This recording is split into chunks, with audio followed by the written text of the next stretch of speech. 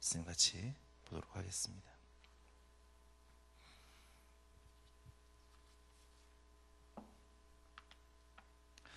예레미야서 7장 1절부터 10절까지의 말씀입니다. 우리 한 절씩 나누어서 교독하도록 하겠습니다. 여호와께로부터 예레미야에게 말씀이 임하니라. 이르시되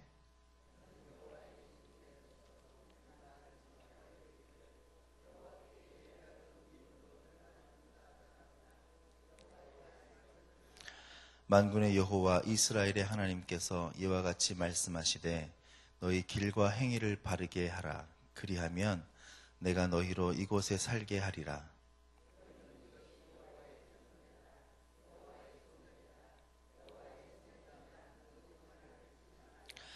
너희가 만일 길과 행위를 참으로 바르게 하여 이웃들 사이에 정의를 행하며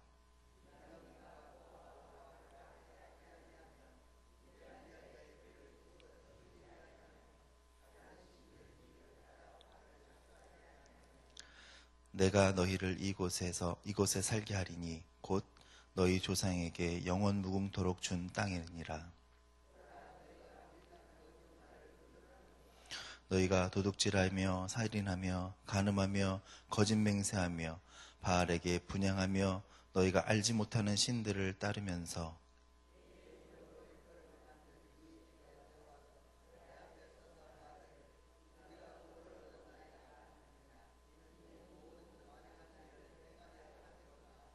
아멘.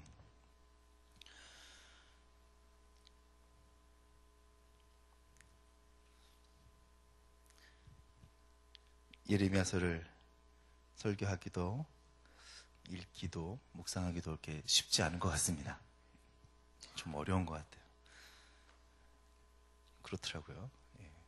벌써 이제 4일밖에 안 됐는데 저도 조금 말씀이 힘들어졌습니다. 그런데 이 시대에 이 말씀이 꼭 필요한 말씀 같습니다. 그래서 제가 어떤 글을 보니까 예레미야서를 읽어야 될 3가지의 이유, 이런 글이 있더라고요. 첫째는 우상에 대해 가장 강력하게 경고하고 있는 책이기 때문이다. 둘째는 예레미야가 하나님의 종으로 40년간 울면서 사역을 했듯이 하나님을 섬기는 것은 결코 놀러 다니는 것처럼 편한 것이 아니라 때로는 고통과 희생, 헌신이 필요한 일이라는 것을 보여주기 때문이다. 셋째는 예레미야의 생애는 결혼도 못하고 사람들에게 거절당하며 구덩이에 갇히고 매를 맞는 등 고통을 당했습니다만 하나님의 말씀을 증거한 그의 삶의 영향력은 영원 대대로 미치고 있다. 즉 진리의 영향력은 크다는 것을 보여주기 때문이다. 이런 글이 있더라고요. 예레미야서가 이 시대에 정말 진정한 믿음을 찾는 사람들, 우상 숭배하는 사람들에게 가장 강력한 경고이며 메시지이다라는 사실입니다.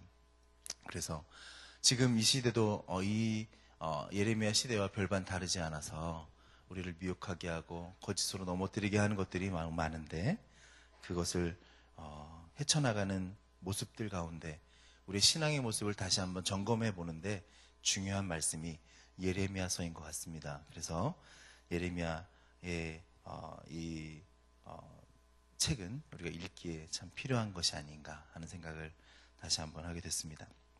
오늘 우리가 읽은 말씀은 예레미야 7장 말씀입니다. 예레미야 7장 말씀은 우리가 읽은 것처럼 예레미야가 성전 문 앞에서 설교를 했습니다. 그래서 성전 설교다 그렇게 이야기를 합니다. 예레미야가 설교한 곳은 성전 문 앞입니다. 그래서 설교의 대상을 보면 2절에 보니까 이런 말씀이 있습니다. 여호와께서 예배하러 이 문에 들어가는 유다 사람들아, 여호와께 예배하러 이 문으로 들어가는 유다 사람들아, 그렇게 하면서 이야기를 시작하고 있습니다. 이 곳이 예루살렘 성전이에요. 성전이고 그곳에 들어가는 사람들이 많다는 거예요. 그렇다면 지금 시기는 아마 유대의 3대 명절 중에 하나일 것입니다.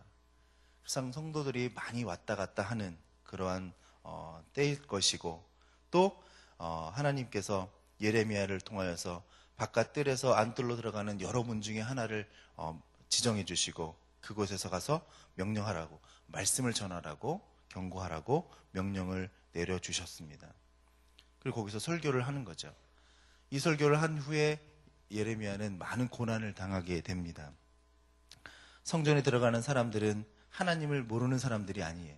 이방인들이 아니에요. 성전 안에 들어가는 사람들은 여호와께 예배하러 가는 사람들입니다. 또한 그 성전 앞에서 말씀을 전하는 사람은 하나님께서 직접 신탁해 주신, 말씀을 들려주신, 글로 가라고 말씀해 주시는 설교자입니다. 하나님의 직접 음성을 듣는 훌륭한 설교자와 또 거룩한 성전, 또 제사를 드리러 가는 백성들이 있습니다. 그런데 아이러니한 것은 그곳이 좋은 설교자와 거룩한 예루살렘 성전과 또 예배드리러 가는 유다의 백성들이 있었지만 그곳은 결코 하나님을 향한 참된 믿음이 없었다는 거예요. 예레미야보다 약간 늦게 예언 활동을 한 에스겔이라고 하는 선지자가 있습니다. 그 에스겔서에 보니까 이런 말씀이 있어요. 투기의 우상과 각양 공충과 가증한 짐승을 그려놓고 25인이 여호와의 전을 등지고 그 얼굴을 동쪽 태양에 향하여서 예배하더라. 에스겔이 환상 중에 끌려가서 본 환상이 보니까 거기에 25명이 있어서 그 사람들이 여호와의 전을 등을 지고 성전 안에서 그 낯을 동쪽으로 향하고 동방의 태양에게 우상 숭배하는 모습을 보여주게 됩니다. 유다의 지도자들이 예루살렘 성전 안에서 하는 일이 바로 그러한 것이었다는 거예요. 결국 예레미야가 성문에 서서 설교를 할 때에 그 사람들이 들어가서 한 일이 뭐냐면 성전 안에만 들어가면 다 예배가 되는 것처럼 생각을 했다는 겁니다. 저는 몇 년 전에 그 어떤 장로님을 한 분 알게 됐습니다. 지금은 돌아가셨는데 그 당시에 99세였었어요. 99세 장로님이셨는데 되게 한의사 출신의 아주 똑똑하시고 아주 총명하셨습니다. 그분이 기독교의 옛날 이야기들을 많이 해주셨어요. 신방을 가면 계속 그 얘기를 듣는 게 저의 일이었어요. 그래서 들었는데 그분이 한 이야기 중에 제가 잊혀지지 않는 게 있습니다. 옛날에는 이런 얘기를 하는 거예요. 감리교 교회당에 장로교 교인들을 모아놓고 성결교회 목사님들이 설교를 하셨대요. 진짜로. 네, 그러셨다는 거예요. 그 특징이 설명이 되는 거예요. 감리교 교회당에 장로교 교인들을 모아놓고 성결교회 목사님이 설교를 하셨다는 거예요. 이제 해석을 해주시는 거예요. 뭐냐면 그때는 감리교 교회당이 되게 잘 지었나 봐요. 건물을 잘 지었, 감리교들이 잘 지었나 봐요. 그런데 장로교 교인들은 잘 모였나 봐요. 그런데 성결교회 목사님들이 설교를 제일 잘했다. 뭐 이런 얘기를 하시는 거예요. 그분이 성결교회 장로님이 아니십니다. 그런데 그런 이야기를 하신 것을 제가 들었습니다. 생뚱맞지만 그런 일을 한 이유는 좋은 교파의 교회가 있고 좋은 설교자가 있고 좋은 메시지와 좋은 찬양과 목적을 가지고 예배를 드린다고 해서 구원이 보장되는 것은 아니다라는 것입니다. 우리는 구원의 확신에 대해서 이야기를 하지만 구원을 확신할 수 있는 것은 아니죠. 우리가 고백을 하지만 여러분이 각자 예수님을 우리의 개인의 구주로 믿어야 될 줄 믿습니다. 성경이 하나님의 말씀으로 믿어야 될 줄로 믿습니다. 그 믿음이 요동치 않고 확고한 믿음이 되어야 되는 것입니다. 그리고 마음속에 예수를 말미암아 구원받은 믿음을 가지고 구원을 받는 것입니다. 내가 어떠한 좋은 예배를 드리고 좋은 성전에 들어와서 귀한 말씀을 들었다고 내가 구원을 받은 것은 아니에요. 우리 부모님이 나를 위해서 열심히 철야기도 하고 40일 작정 기도를 하고 무언가 서원을 했다 그래서 내가 구원받는 것은 아니에요. 구원은 1대1이에요. 하나님과 나와의 관계지 결코 누가 나를 그렇게 만들어 줄 수도 없고 내가 어떠한 장소에 들어갔다고 해서 내가 구원을 받는 것도 아닌 것입니다. 오직 예수 그리스도가 나의 구주인 것을 내가 고백을 해야지 구원을 받는 거야. 하나님의 택한 사람들이 믿음을 갖게 되어지는 것입니다. 그리고 그 믿음이 있어야 구원을 받는 겁니다. 좋은 장소에 있다고 구원을 받는 것이 아니라는 것이. 그래서 우리 스스로 믿음을 우리가 다시 한번 점검해 봐야 됩니다. 오늘 예레미야 시대에 이 종교적인 위선자들이 있었어요. 그래서 이들은 소위 성전신학이라고 하는 것들을 이야기합니다. 거짓된 신학을 가르칩니다. 시온산, 거룩한 예루살렘 성전, 그것이 서 있는 한 예루살렘이 멸망하지 않는다고 믿고 그것을 신념 삼아서 설교를 했던 거예요. 마치 주문을 외우듯이 우리가 읽은 것처럼 여호와의 성전, 여호와의 성전, 여호와의 성전. 꼭 뭐 같잖아요, 이게. 뭐 같죠? 여호와의 성전만 있으면 주문 외우듯이 그냥 그렇게 외우는 거야. 저기가 서 있으니까, 저 예루살렘 성전이 서 있으니까, 여호와의 성전이 서 있으니까 결코 멸망하지 않을 것이다. 말씀을 주술로 사용을 하는 것입니다. 유다 백성들은 이러한 성전신학, 거짓된 신학을 성경에서 가지고 왔어요. 이단들도 그들이 믿는 거짓된 교리를 성경에서 인용해 옵니다. 물론 그것이 문맥도 맞지 않고 거짓으로 왜곡하지만 성경을 인용해요. 마귀도 예수님을 시험할 때 성경을 인용해서 시험을 합니다. 마찬가지로 그 믿음이 거짓된 것을 잘못 믿고 있다는 것을 이야기하고 있습니다. 히스기야 왕 때 아수르의 왕 사네립이 이스라엘을 침공했어요. 그때 기적적으로 살아남습니다. 예루살렘 성전이 서 있었어요. 그렇기 때문에 이겼다. 그렇기 때문에 살아남았다. 그렇게 생각을 했던 것입니다. 예레미야가 성전이 있다 그래서, 성전이 여기 서 있다 그래서 너희의 지은 죄가 있기 때문에 예루살렘이 망한다. 성전하고 아무 상관이 없다. 여기에 서 있다 그래도 너희의 죄악 때문에 너희는 멸망한다라고 아무리 하나님의 말씀을 선포해도 그들은 그것을 믿지 않고 거짓된 믿음, 평안하다, 예루살렘 성전, 그것이 서 있는 한 믿는다고 하는, 멸망하지 않는다고 하는 거짓된 믿음에 사로잡혀서 여전히 성전에 들락날락거리면서 우상을 섬기고 있었다는 것입니다. 성전에 하나님을 믿은 것이 아니라 성전 자체를 믿었다는 거예요. 그냥 성전 자체가 거룩한 거예요. 성전이 거룩한 줄 아는 거예요. 성전만 있으면 우리는 안전하다라고 생각한 것입니다. 성전을 두신 하나님의 뜻은 관심이 없어요. 여기서 중요한 것은 믿음의 대상이 정말 중요합니다. 믿음의 대상이 그 믿음이 어떠한 것인지 가치를 말해줍니다. 예수를 믿으라고 하면 내 주먹을 믿겠다. 그렇게 말하는 사람은 뭘 믿는 거예요? 주먹을 믿는 거죠. 힘을 믿는 거예요.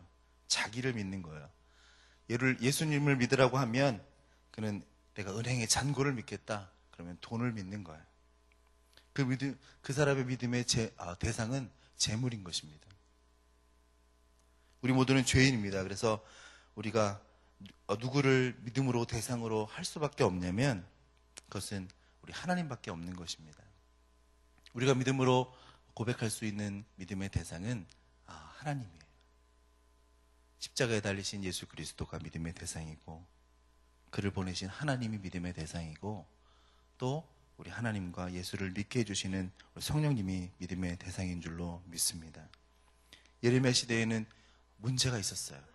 지금 이 시대에도 그러한 똑같은 문제가 있습니다. 오늘날 사람들은 거짓된 신학과 거짓으로 신학 때문에 그 마음에 거짓으로 확신하고 있는 무언가 있을 거라는 생각을 하게 됩니다.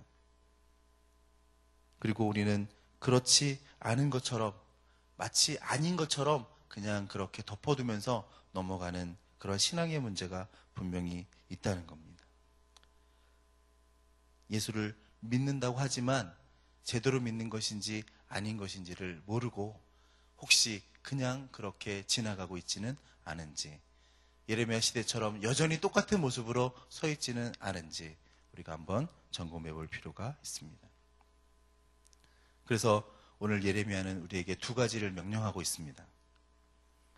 그것은 첫 번째 4절 말씀에 나옵니다. 거짓을 믿지 말라는 거야. 사단이 미혹하는 속임수에 속지 말라는 겁니다. 어떤 분에게 어떤 문제가 있습니다. 그래서 기도를 해요. 교회 가서 40일 기도를 해야지. 다니엘 21일 기도를 해야지. 금식을 해야지. 등등 기도합니다. 무엇인가 길한 것들을 정해놓고 기도합니다. 그럼 응답을 받습니다. 네. 하나님이 역사하십니다. 그것은 진리입니다. 그렇게 기도하는데 하나님이 들어주시지 않을 리가 없어요. 그런데 기도를 드리는 행위 자체를 너무 신성시하기 시작합니다.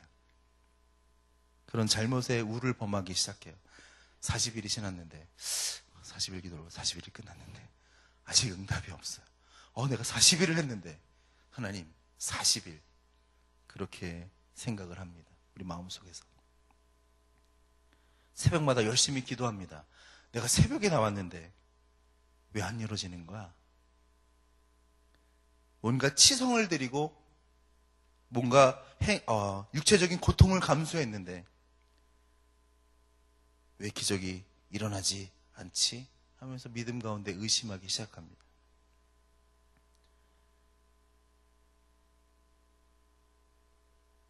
기대하는 결과를 얻기 위해서 믿은 것은 40일이었습니다. 40일이 믿음의 대상이었어요. 또 내 치성이었습니다.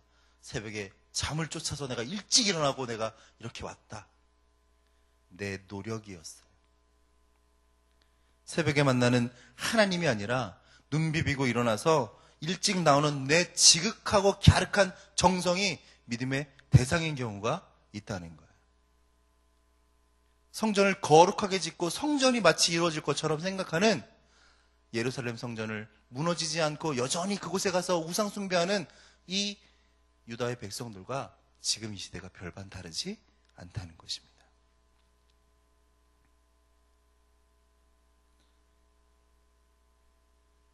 이런 거짓된 잘못된 믿음을 버리시기를 바랍니다.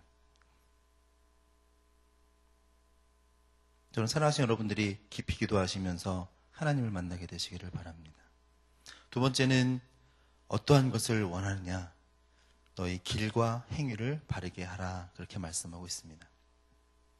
본문 3절에 보니까 만군의 여호와 이스라엘의 하나님께서 이와 같이 말씀하시되 너희 길과 행위를 바르게 하라. 그리하면 내가 너희로 이곳에 살게 하리라. 기록하고 있습니다.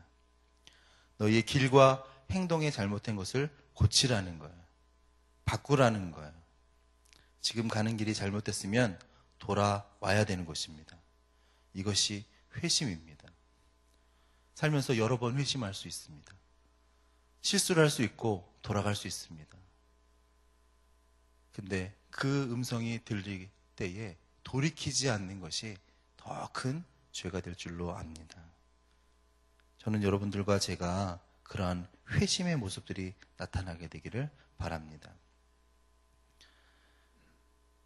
회심 그러니까 좀 복잡하게 들어가면 복잡하게 되겠지만 간단하게 얘기해서 죽음에서 구원을 받는 것이 회심이죠. 그것을 중생이라고 부를 수 있습니다. 그리고 구원받은 백성이 살아가면서 그 말씀에 따라서 살기 위해서 나를 변화시키는 것도 회심이다라고 할 수 있습니다. 내가 주의 말씀과 더불어 살면서 주님이 명령하실 때에 주님이 깨달음을 주실 때마다 주 앞에 나를 계속적으로 변화시켜 나가는 것. 그래서 우리는 성결이라고 부를 수도 있을 것입니다.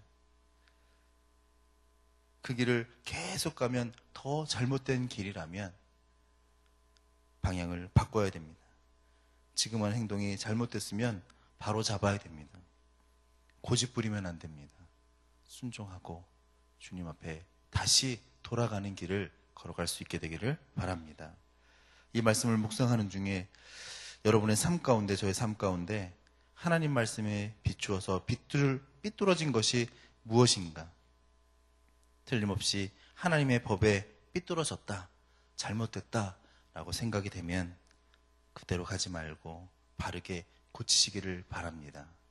오늘 말씀에 있는 길과 행위를 바르게 하라는 말씀이 그 말씀 같아요. 너희 가는 길에 방향이 잘못되어 있다면 그 길을 다시 바로 세우고, 너희가 하는 행동 가운데 문제가 있으면 그 행동을 고치라고 말씀하고 있는 것입니다.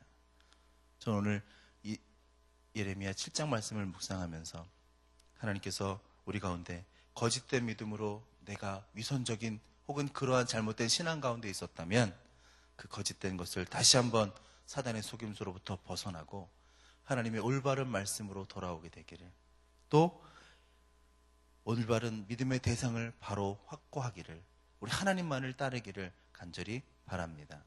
두 번째는 우리의 그러한 모습 가운데 주님의 말씀이 우리 가운데 들려질 때 우리의 가는 길과 행위를 다시 한번 돌이켜서 회심하는 여러분과 제가 되기를 주님의 이름으로 부탁을 드립니다. 기도하시겠습니다. 은혜와 사랑의 아버지 하나님, 오늘도 예레미야서를 묵상하면서 같이 말씀을 나눴습니다.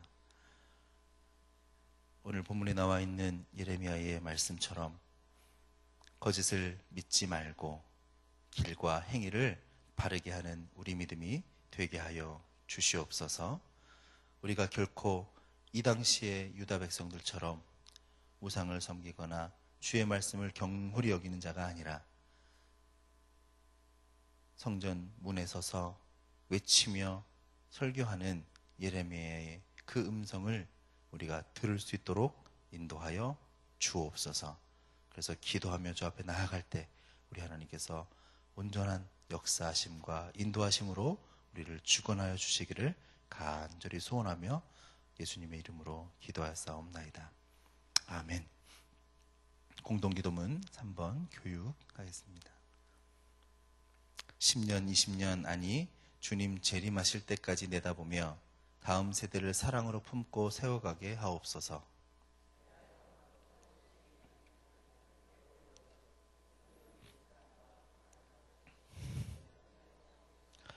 사무엘, 요셉, 다윗 부서를 크게 축복하옵소서. 청년부 싱크를 특별히 힘차게 하옵소서. 다음 세대를 아끼며 기도와 섬김으로 길러내게 하옵소서. 교회와 사회의 미래를 말씀으로 열어가게 하옵소서. 아멘. 주기도문 하시겠습니다. 하늘에 계신 우리 아버지, 아버지의 이름을 거룩하게 하시며 아버지의 나라가 오게 하시며 아버지의 뜻이 하늘에서와 같이 땅에서도 이루어지게 하소서. 오늘 우리에게 일용할 양식을 주시고 우리가 우리에게 잘못한 사람을 용서하여 준 것 같이 우리 죄를 용서하여 주시고 우리를 시험에 빠지지 않게 하시고 악에서 구하소서. 나라와 권능과 영광이 영원히 아버지의 것입니다. 아멘. 지금 들은 말씀이 내 삶으로 이어지게 하옵소서. 전도 폭발 훈련을 통해 거룩한 전도자들이 세워지게 하시고 많은 열매를 맺게 하소서. 담임 목사님과 목회자들의 건강과 사역과 가정에 성령의 충만한 은혜를 주옵소서. 교회가 섬기는 미자립 동역교회들을 축복하시고 부흥과 성장과 자립을 통하여서 주님께 영광되게 하소서. 세월호 침몰사고로 큰 아픔을 겪고 있는 유족들을 위로하시고 일어설 수 있는 힘을 갖게 하소서. 오늘부터 6월 13일까지 담임 목사님 독일 한마음교회 부흥회와 유럽 목회자 세미나 사역을 위하여서 기도하시고 우리 가져오신 기도의 제목 하나님 앞에 올려드린 후에 삶의 자리로 나아가겠습니다. 기도하시겠습니다. 은혜와 사랑의 아버지, 아침에도 다시 한번 주의 말씀을 묵상하고 말씀 나눕니다. 예레미야가 눈물을 흘리며 주 앞에 기도했던 내용은 다른 것이 아니라 거짓된 말씀에 속지 않고 하나님의 참된 말씀을 믿음의 대상을 분명히 하라는 것과 너의 길이 잘못되어 있으면 그 말씀에 비추어서 잘못된 것을 고치라, 그 행위를 바꾸라 말씀하고 있는 것을 깨닫게 됩니다.